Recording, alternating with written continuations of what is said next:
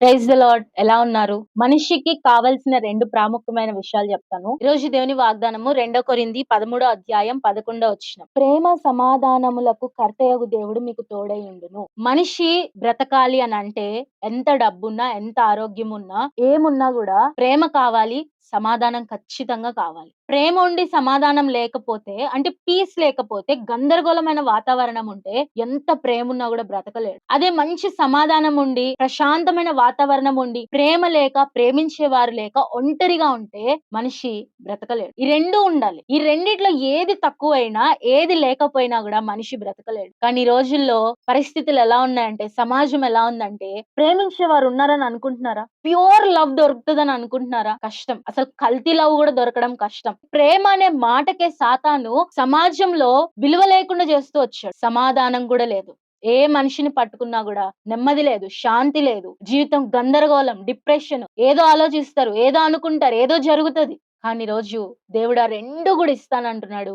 ఆ 2 కలిగిన దేవుడు తోడుగా కూడా ఉంటానంటున్నాడు. మనుషుల్లో, లోకంలో ప్రేమ ఎక్కడ వెతికినా కూడా దొరకదు. ఎందుకంటే సాతాను దాన్ని డూప్లికేట్ చేసేసాడు. సమాధానం లేదు. ఒక మనిషి అంటే ఇంకొక మనిషికి పడదు. ద్వేషం. సాతాను ఇవన్నీ తీసుకొచ్చి గందరగోళం చేసేసాడు లోకాన్ని. ఇది ఒక కొత్త జనరేషన్ అండి. జెన్‌జీ పిల్లలండి. అప్‌డేట్ అయిపోయారు కాబట్టి ఎలా ఉందండి లోకం అని అనుకోవచ్చేమో కానీ సాతాను ఆ రెండిటిని కూడా పాడు చేసేస్తూ వచ్చాడు. అది సాతాను పని. మనుషులు ప్రేమగా ఉంటే సాతానికి ఇష్టం లేదు. ప్రశాంతంగా బ్రతకడము సాతానికి ఇష్టం లేదు.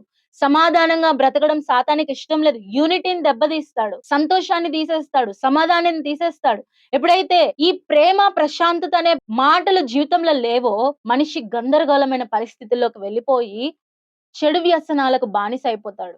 ఎప్పుడైతే చెడు వ్యసనాలకి బానిసైపోతాడో దేవునికి దూరంగా వెళ్ళిపోతాడు. పాపంలో పడిపోతాడు. పాపంలో మునిగి తేలుతూ అదే సంతోషం అనుకుంటాడు. తాత్కాలికమైన సంతోషంలో ఆనందిస్తూ ఉంటాడు. ఒక రోజొస్తది. తన చెడు వ్యసనాలు తననే పాడు చేసి నరకానికి తీసుకెళ్తాడు. అదే సాతాను యొక్క ముఖ్య ఉద్దేశ్యం. ఈరోజు దేవుడు ప్రేమనిస్తానంటున్నాడు. ప్రేమను పంచుతానంటున్నాడు.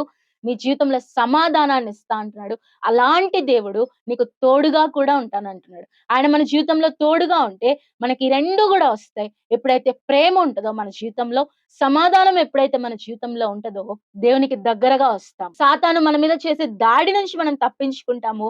పరలోకానికి వెళ్ళగలం. కాబట్టి దేవుడు నిన్ను ప్రేమిస్తున్నాడు. ఆయన నీకు సమాధానం ఇస్తున్నాడు. ఆయన రాకడ కొరకే సిద్ధపడదాం. Praise the lord.